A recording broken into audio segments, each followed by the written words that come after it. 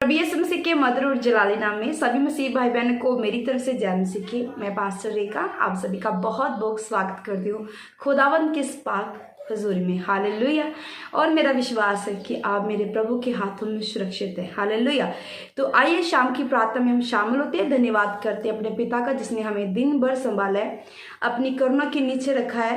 धन्यवाद करते हैं और साथ साथ खुदावंद का वचन आज हम पढ़ेंगे कि खुदावंद का वचन हमें क्या कहता है। हालेलुया। तो आइए हम पहले खुदावंद की स्तुति करते हैं। धन्यवाद सामर्थी परमेश्वर, महिमामय परमेश्वर, सर्व से सर्व उत्तम जलाली परमेश्वर, हमारे तख्त में विराजमान परमेश्वर, हमारा न्याय करने वाले परमेश्वर, हम आपका धन्यवाद करते हैं प्रभु जी। हम तारीफ करते हैं और प्रभु तेरे चरणों में आते हैं। खुदाम तेरे वचन में लिखा स्वर्ग तेरा सिंहासन और धरती आपकी पांव रखने की चौकी और आप इजराइल की स्तुतियों में विराजमान परमेश्वर है खुदाम। इसलिए खुदाम हम तेरी स्तुति करते हैं, धन्यवाद करते हैं प्रभु जी। दिन भर आपने हमें संभाला है प्रभु परमेश्वर। खुदावन आपने हमारी रक्षा की, जहाँ कहीं हम गए खुदावन तेरा आत्मा हमारे संग रहा है मेरे सामर्थी परमेश्वर। खुदा विश्वास करती हूँ जितने भाई बहन इस प्रार्थना को सुन रहे हैं और आगे वचन को सुनने वाले हैं मेरे सामर्थी परमेश्वर, खुदावन इनके मसलों को देखना खुदावन पिता परमेश्वर, इनके मनों को देखना पिता, इनके हालातों को देखना पिता। आज जो वचन प्रभु जी हम पढ़े सुने देखे खुदावन, अपनी बुद्ध अपनी समझ अपने ज्ञान के राह नहीं बल्कि प्रभु तेरी बुद्ध तेरी समझ तेरे ज्ञान के राह प्रभु जी तेरी आत्मा की अगुवाई मांगते खुदावन। तेरा आत्मा इन भाई बहनों के जीवन में काम करे और वचन के द्वारा प्रभु जी आज ही छुड़ाए जाएं, क्योंकि प्रभु परमेश्वर तेरे वचन में लिखा तो वचन भेज के चंगा करता छुड़ाता है मेरे सामर्थी परमेश्वर। आज का वचन इनके छुटकारे का हो मेरे सामर्थी परमेश्वर। मांगते हैं प्यारे पिता प्रभु यीशु मसीह के मधुर और जलाली नाम में, सब बोलिए आमीन आमीन। तो आइए हम वचन की ओर चलते हैं। वचन हम पढ़ेंगे उत्पत्ति उसके 12 को पढ़ेंगे। तो ये अब्राहम को परमेश्वर यहोवा बात कर रहा है अब्राहम के साथ। तो क्या कह रहा है अब्राहम को, तो आइए हम पढ़ते हैं। हालेलुया। तो आइए वचन पढ़ते हैं 12 में। यहोवा ने अब्राहम से कहा, अपने देश और अपने कुटुंबियों और अपने पिता के घर को छोड़कर उस देश में चला जा जो मैं तुम्हें दिखाऊंगा। हालेलुया। और जो मैं तुझसे एक बड़ी जाति बनाऊंगा और तुझे आशीष दूंगा और तेरा नाम महान करूंगा और तू आशीष का मूल होगा। आमीन। प्रभु के वचन में लिखा, यहोवा ने इब्राहिम से कहा, अपने देश और कुटुंबियों और अपने पिता के घर को छोड़कर उस देश में चला जा जो मैं तुझे दिखाऊंगा। हालेलुया। खुदावन ने इब्राहिम को कहा कि इस देश को छोड़ दे जिस देश में तू रहता है, अपने माता पिता को छोड़ दे, अपने भाई बंधु को तू छोड़ दे जहाँ तू रहता है, क्योंकि इनके बीच में रहकर मैं अपना काम नहीं करूंगा। क्या प्रभु काम नहीं कर सकता था? प्रभु कर सकता था। कब? आपको पता है वो महान परमेश्वर सृष्टि का सृजनहार हमारा करतार है, वो सब कुछ करने की ताकत और सामर्थ्य रखता है, वो कर सकता है। पर कुछ बातें होती है जिनको हमें बड़े ध्यान से समझना होता है कि क्यों परमेश्वर ने उसे कहा, क्यों इब्राहिम को परमेश्वर ने कहा कि यहाँ से निकल, अपने कुटुंब से निकल, अपने पिता से निकल, अगर तू निकलता तो मैं तुझे बड़ी जाति दूंगा, मैं तुझे आशीष दूंगा, मैं तुझे बरकत दूंगा। ऐसा क्यों? प्रिय भाई बहनों, वचन में लिखा है कि जो अब्राहम के माता पिता थे वो कस्ती लोग थे, वो उनके बीच में रहता था। जो कस्ती देखते, जो हस्तरेखा देखते हैं, जो आज भी आपने देखा होगा कि हाथ को चेक करते हैं, देखते हैं कि यार तेरे आने वाले समय में आगे ये है, तो उस परिवार में वो था। और परमेश्वर नहीं चाहता कि उस परिवार में रहकर मैं अब्राहम के जीवन में काम करूं। हालेलुया। हर इंसान के जीवन में प्रभु की एक अलग योजना, एक अलग प्लानिंग है और प्रभु अपने हिसाब से उस प्लानिंग को पूरा करना चाहता है। हालेलुया।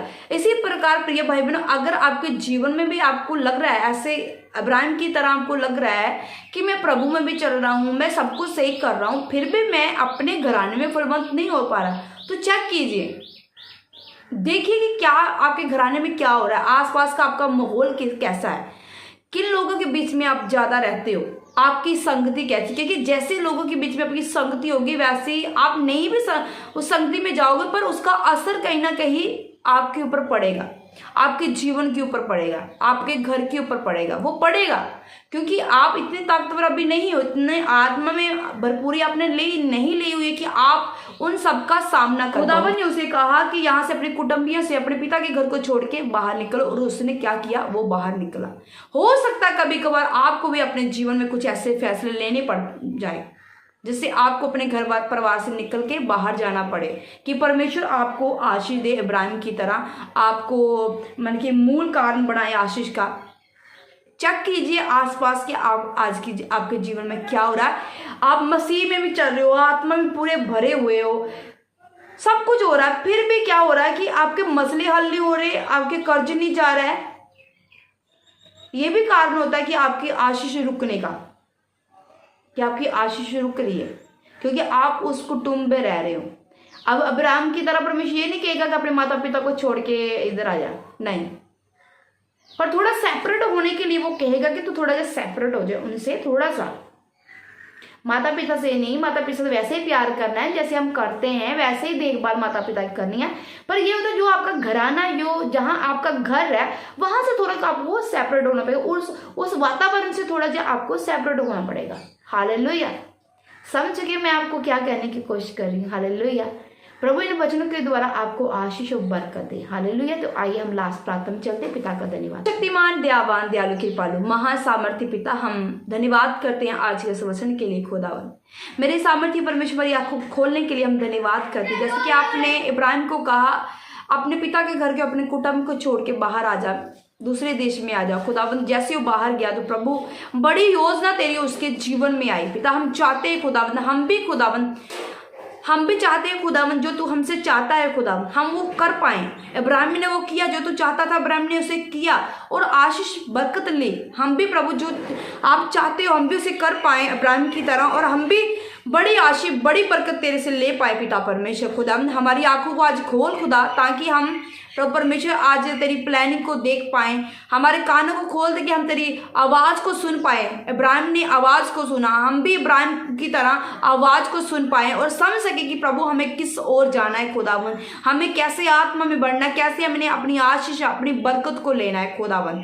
मेरे सामर्थ्य परमेश्वर विश्वास करती खुदावन आप मेरी प्रार्थना को सुन रहे हो, और जितने भाई बहन मेरी तरह चाहते हैं कि खुदावन की प्लान को हम जान पाए, तो मांगी मेरी तरह मेरे परमेश्वर के आगे मांगी प्रभु इब्राहिम की तरह हम पर भी दया कर, हम भी तेरी आवाज को सुनने वाले बन जाए खुदावन। हम पर दया कर खुदावन, क्या तेरी प्लानिंग है प्रभु, कैसी प्लानिंग है हमें बता खुदावन, ताकि हम तेरी आवाज को सुन के खुदावन फैसले ले सके अपने जीवन में। मेरे सामर्थ्य परमेश्वर अनुग्रहकारी परमेश्वर दया के सागर परमेश्वर मैं प्रार्थना करती हूँ सभी भाई बहनों के लिए प्रभु जी, तेरा बड़ा फेवर इनके ऊपर। तूने कहा जो मेरी हुक्मों को मेरे आज्ञा को मानता वो मनुष्य और परमेश्वर दोनों के फेवर को देखेगा। परमेश्वर जी मैं चाहती हूँ दोनों का फेवर इनके ऊपर आए खुदावन, इनकी सेहत के ऊपर फेवर आए खुदावन, हेल्थ में अच्छे हो जाए प्रभु यीशु आजा।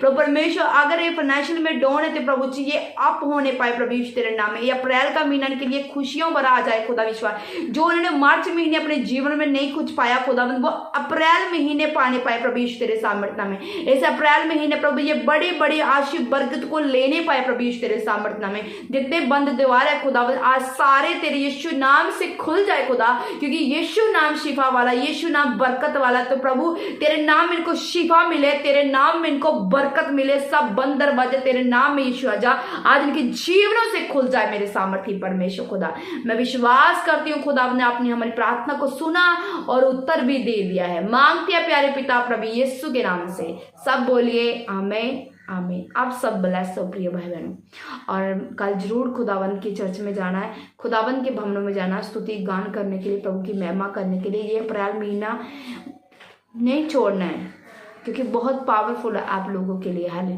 क्योंकि ईस्टर आने वाला है, गुड फ्राइडे आने वाला है, तो इसलिए ये बहुत खास महीना है, इसको ऐसे ना जाने दे। प्रभु में बने रहे, मजबूत रहे। हालेलुया। और मैं एक बात ये कहना चाहती हूँ, अगर आप हमारे चर्च के लिए दान देना चाहते हो, नीचे नंबर आ रहा है, इसके नंबर से आप कॉन्टेक्टिंग हमारे साथ कर सकते हो अगर दान देना चाहते हो। प्रभु आपको ब्लेस करे। सबको जय मसीह की।